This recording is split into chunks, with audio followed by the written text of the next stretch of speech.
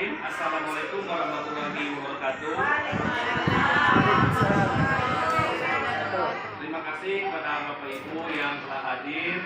Kami ucapkan terima kasih kepada Bapak Ibu kepala sekolah yang memberikan izin untuk presentasi kami tentang rencana tindak lanjut. Ya, yang akan saya bahas di sini tentang rencana tindak lanjut pembelajaran berbasis proyek.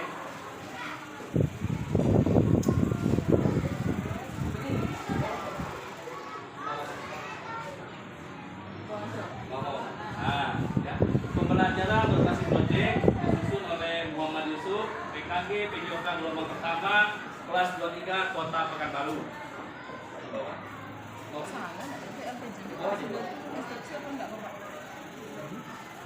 Yang akan saya bahas di sini di dalam topik kita yaitu mengenai permainan galak panjang. Latar belakang yang menjadi kasus yang saya tentang pembelajaran ini yaitu pertama suara, pilihan, dan kepemilikan peserta didik, di mana peserta didik dilibatkan dalam permainan. Yang kedua, permainan galak panjang merupakan permainan tradisional.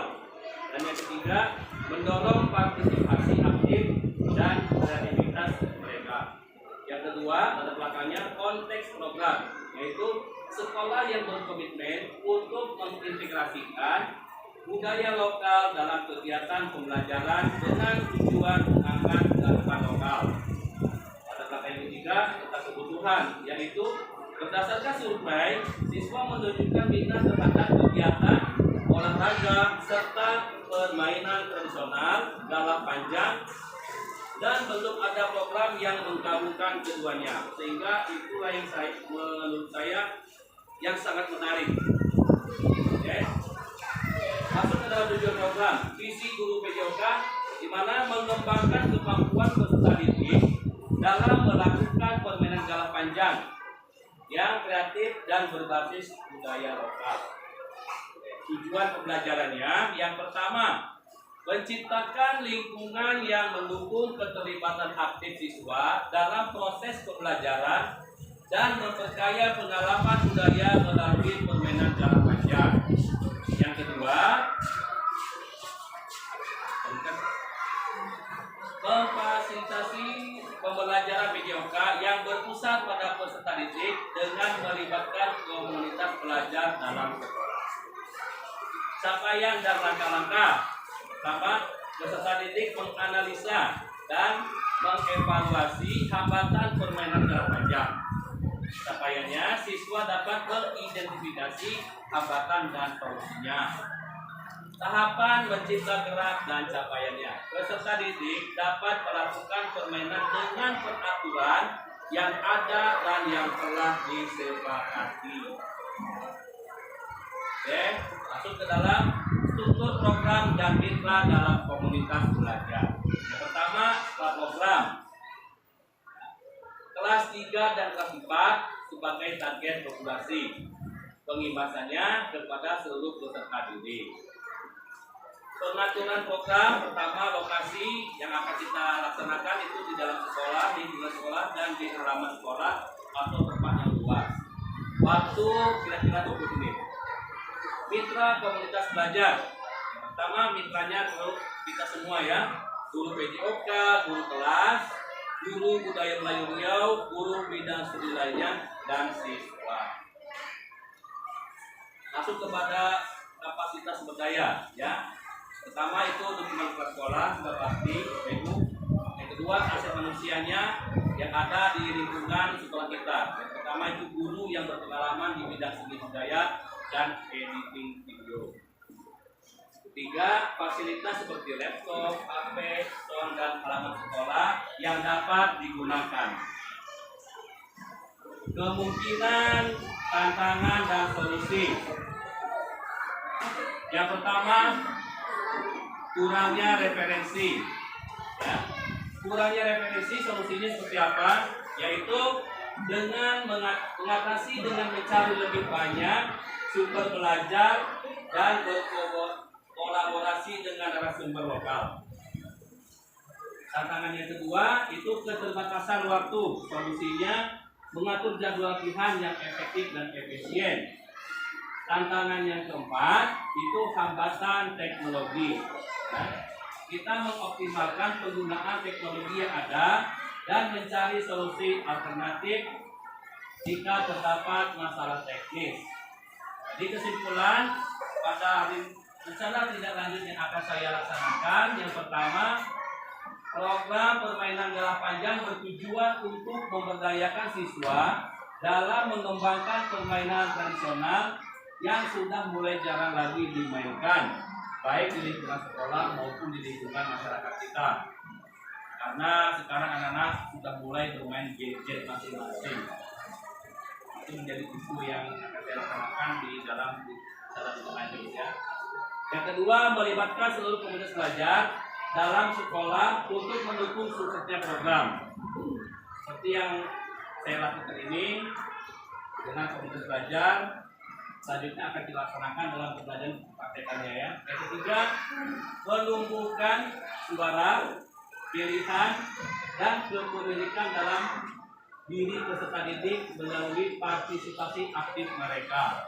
Itu kesimpulannya. Terima kasih. Saya ucapkan kepada Bapak Ibu. Selanjutnya materi yang akan saya sampaikan tentang galah panjang. Nah, ini dia materi atau praktek yang akan saya laksanakan dalam rencana tindak lanjut dalam program PKG PJOK Gelombang 1 kelas 3 Kota Pekanbaru, yaitu mengenai permainan galah panjang. Nah, sejarah permainan galah panjang. Galah panjang adalah salah satu jenis permainan tradisional yang berasal dari Riau. Permainan galah panjang juga dikenal di daerah lain dengan penyebutan yang berbeda, yaitu babak sodor, campur, dan main melon di Jawa Barat, galah asing di Jawa Barat, dan asing di Makassar. Permainan galah panjang dimainkan secara berkelompok, laki-laki dan perempuan. Tempat bermain galah panjang. Galah panjang, tempat bermain galah panjang merupakan permainan yang dilakukan di ruangan terbuka, luas, supaya dapat bergerak leluasa. Tempat yang dipilih biasanya di pinggir pantai, halaman sekolah, halaman masjid, yang dilakukan pada sore hari. Biasa dimainkan itu pukul 15 atau 3 sore sampai waktu 17.50. Bahkan terkadang melewati waktu tersebut karena pada masa lalu masyarakat masih belum memiliki banyak hiburan seperti saat ini. Nah, selanjutnya permainan galah panjang sebagai sarana hiburan untuk mengisi waktu senggang pada sore atau malam hari ketika terang bulan. Galah panjang adalah permainan yang memupuk rasa kekompakan dan kebersamaan dengan teman-teman, baik laki-laki maupun perempuan. Galah panjang adalah permainan antara dua kelompok untuk melewati kotak-kotak garis berbentuk galah yang disebut campur. Satu kelompok disebut penyerang yang bertugas melewati garis.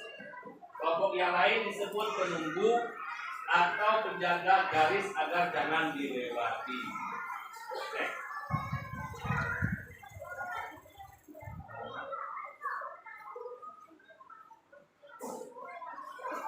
Nah, garis lintang, jadi berbentuk permainan itu membuat garis, ya.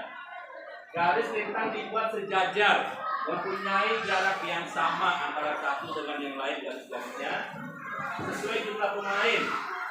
Jika pemainnya berjumlah 5, maka garis lintang sebanyak 4 kotak ya. Pembagiannya adalah sebanyak 4 orang menjaga garis lintang dan seorang menjaga garis lunas galah atau garis tengah. Kelompok permainan tersebut dipimpin oleh seorang penjaga lunas galah. Pemimpin tersebut dengan bebas menggunakan garis tengah dan garis ke atas dan ke bawah mengajar penyerang yang akan melewati garis lintang. Okay. aturan permainannya ya maksudnya ya. Itu aturan permainan dalam saja melakukan pengundian dilakukan untuk mencari kelompok penyerang dan penunggu. Penunggu adalah penjaga garis galah. Ketua kelompok yang bertugas menjaga garis galah disebut kepala galah. Dia secara bebas dapat naik ke atas maupun ke bawah untuk memburu tim penyerang. Pemain lainnya menjaga garis lintang 1, 2, dan 3 dan selanjutnya dengan gerak melintang atau menghadang serangan lawan yang menerobos. Selanjutnya penyerang. Penyerang adalah penerobos, boleh dari kiri atau kanan pihak penghadang, langsung menuju ke garis atas melewati barisan penghadang. Penyerang dapat menembus garis 1, lanjut kedua, lanjut ketiga, dan seterusnya sampai ke atas. Ya. Biasanya ini yang disebut kalau anak-anak sekarang induk namanya. Kalau induknya mati, maka mati dia semuanya lakukan. Kalau induknya tidak mati, yang lain boleh melakukan permainannya. Kalau induknya kena, tak sentuh tangannya, maka dikatakan dia mati, itu meninggalkan lapangan itu dan permainannya. Ya, yang boleh disentuh itu anggota badan. Kalau hanya baju, jilbab atau yang lainnya itu tidak sah. Yang sah itu anggota badan yang disentuh. Dan mereka melakukan jangkauan berada di garis ya. Di garis tidak boleh satu kakinya ke dalam. Sejajar dengan garisnya, menggapai ya, menggapai. Oke. Selanjutnya keluar garis, jika penyerang keluar dari garis permainan maka dia dianggap melakukan kesalahan. Ya. Tidak boleh dia melakukan keluar garis ya. Kemudian penjaga berganti menjadi penyerang. Tersentuh atau tertangkap nanti dia. Jika penyerang tertangkap atau tersentuh oleh penghadang, maka penghadang juga akan berganti peran menjadi penyerang. Ya. 3. Nas atau cuk. Kita kan sering mendengar cuk apa? Nah, istilahnya gitu Bapak Ibu ya. Jika penyerang tidak jadi menyerang atau penghadang tidak jadi menghadang karena suatu sebab, maka harus menyebut cuk. Misalnya kawan ini lagi menghadang nih, kekurangan anggotanya. Lawan tembus sudah masuk dia nih. Maka kawan yang bilang tadi cuk dulu ya kan gitu. Apa? Kawan saya belum lepas. Nah, katakan kalau sampai sekarang cuk itu artinya dalam permainan itu berhenti dulu atau sejenak berhenti. Tunggu dulu. Ya. Kalau dalam cuk itu bahasanya. Oke, selanjutnya apabila ada pernyataan cuk atau cok tadi atau lunas ya, karena setiap daerah ini berbeda-beda namanya Bapak Ibu. Mungkin di Riau namanya galah panjang, orang lain bisa galah panjang. Di tempat saya namanya cakbur. Mungkin di tempat yang lain apa namanya lagi? Obak sodor di Jawa. Banyak namanya. Obak sodor. Menggalah kata orang dulu kan, menggalah hiu katanya kan. Karena tiap-tiap daerah itu ada. Ya, bahan namanya lain-lain. Nah, kenapa saya ambil judulnya itu karena unik dia. Nah, unik dia. Satu permainan namanya banyak. Itu yang bikin unik tadi. Oke. Nah, yang dikatakan cakbur tadi itu, ini dia pengertiannya. Cakbur setelah penyerang melewati semua penghadang, ya, ke bawah, dari atas ke bawah ya, yakni galah 1, 2, dan 3, maka dia akan berupaya untuk turun lagi melewati penghadang. Galah atas mulai dari galah 3, 2, 1. Ya. Jika mampu melewati semua penghadang tanpa tersentuh, ya, maka dia sampai pada teras permainan yang disebut cakbur. Nah, cakbur. Setelah seorang dari penyerang berhasil cakbur, maka semua anggota kelompok turun lagi ke teras permainan dan mulai menyerang lagi itu. Jadi yang dikatakan cakbur itu, misalnya kita main di dalam mata, ini ya, penghadang kawan. Lari semuanya tanpa tersentuh dia sampai ke belakang, balik lagi ya. Tim penghadang tadi itu berputar arah, dia menghadang ke sini, balik lagi tanpa tersentuh, maka dia masuk cakbur. Nah, jadi teman-temannya yang udah tersentuh tadi kan mati tuh meninggalkan permainan. Boleh melanjutkan permainan lagi asalkan ada salah satu kawan yang berhasil cabut. Jadi peraturannya di setiap daerah atau di tempatnya lain itu berbeda-beda sesuai kesepakatan dulu. Jadi sebelum bermain sepakat dulu kita. Biasanya kan yang tadi kemudian memilih ketua tim namanya atau ketua kelompok atau induk namanya. Ya, induk ini ditunjuk sebagai kapten, nanti memilih kawan-kawannya. Nah, kesepakatan peraturannya segini. Kalau itu mati semuanya. Jadi kesepakatan ini belum baku dibuat oleh badan olahraga ya. Dan yang menarik saya, mengapa saya mengambil permainan catur? Karena ini olahraga nasional yang sudah mulai dilombakan ke tingkat nasional Bapak Ibu. Bahkan pada tahun kemarin ini, udah kemarin Bu ya, sudah di Jakarta. Jadi itu merupakan tantangan bagi saya sendiri pribadi ya, untuk membuat rencana tindak lanjut tentang permainan galak panjang. Oke, inilah gambar permainan galak panjang Bapak Ibu ya. Seperti ini permainannya. Nah, ini dilombakan ini antar SD, lapangan antar SD. Nah, ini dia nih gambar. Oke, demikianlah hasil presentasi saya tentang rencana tindak lanjut bersama konten kita bernama Gembira. Gerakan apa gembira itu Bapak Ibu? Gembira itu senang hati. Gerakan bina prestasi ya, itu dia komit kita gembira. Oke, kepada Bapak Ibu yang ingin memberikan tanggapan positifnya kami persilakan. Memberikan tanggapan positifnya. Waktu main kete dulu kok.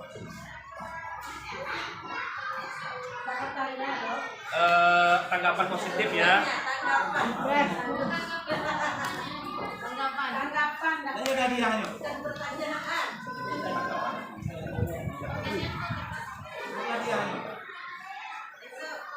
Sudah menerima pertanyaan.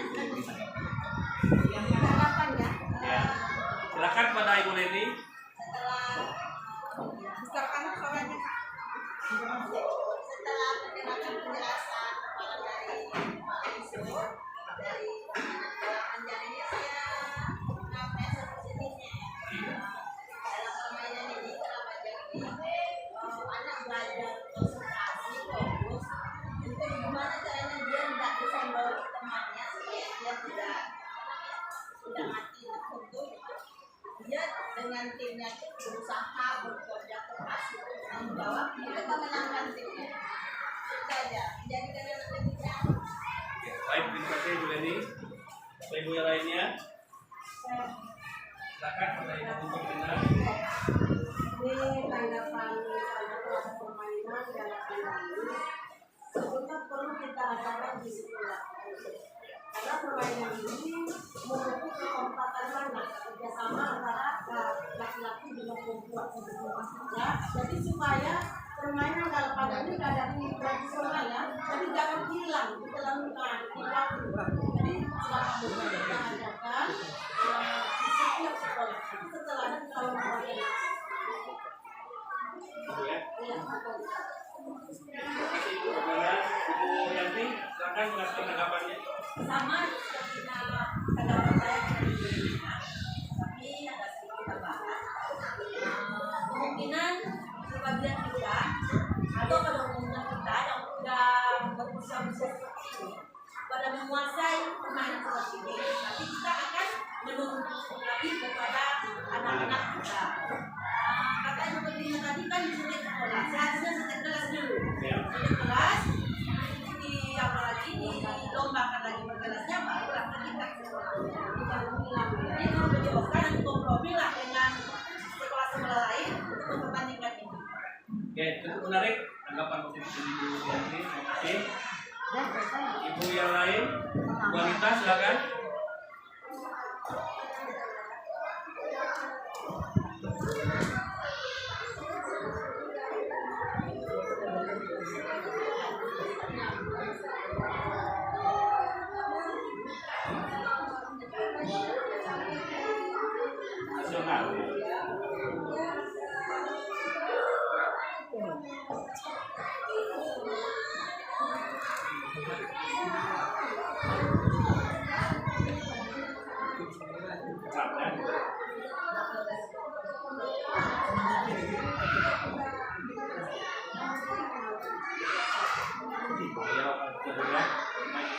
Kehilangan budaya asli kita ya.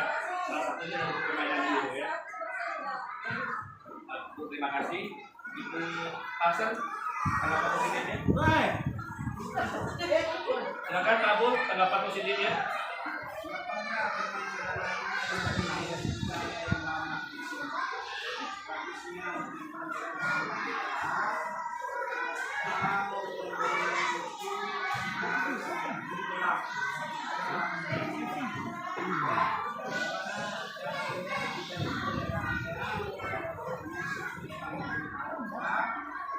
Ajarkanlah cara-cara tradisional kita, ya, dari posisi sebenarnya,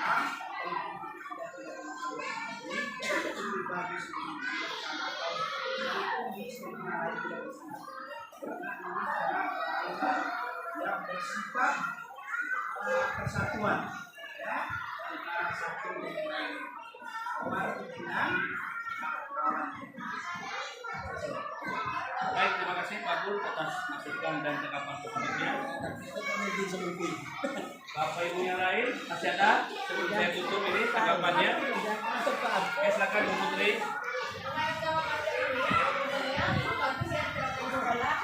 Biar di rumah anak itu mengulang lagi permainannya. Kawan-kawannya ya. Iya, jadi dia nggak hanya memain gadget dan HP, game di HP. Karena dia kan anak-anak, kalau sekarang sama HP, main game di HP. Jadi untuk menghilangkan dia, untuk menghilangkan permainan di HP, lebih bagus ini main di sekolah nanti di rumah mereka akan berulang lagi. Sama mungkin kawan-kawan. Oke, Bapak Ibu yang lainnya masih ada tanggapan? Bagus, udah sampai sih. Baik, terima kasih Bapak Ibu yang telah memberikan tanggapan positifnya demi berjalannya rencana tindak lanjut yang akan saya laksanakan di sekolah yang kita cinta ini. Lebih dan kurang kami ucapkan terima kasih kepada Bapak Ibu yang telah berpartisipasi dalam kegiatan konten kita pada saat ini. Dalam rencana tindak lanjut yang akan saya laksanakan pada kegiatan PKG PJOK kelas 23 gelombang pertama Kota Pekanbaru, saya ucapkan